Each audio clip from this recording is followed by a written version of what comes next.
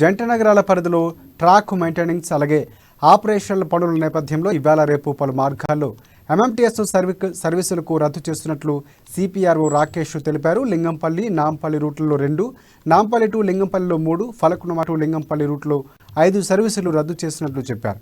అలాగే లింగంపల్లి ఫలక్నుమా మార్గంలో 6 సర్వీసులు, రామచంద్రాపురం ఫలక్నుమాలో 1, ఫలక్నుమా టు రామచంద్రపురం రూట్లో 1, అలాగే ఫలక్నుమా టు నాంపల్లి మార్గంలో 1, మొత్తంగా 19 సర్వీసులు రద్దు చేసినట్లు పేర్కొన్నారు.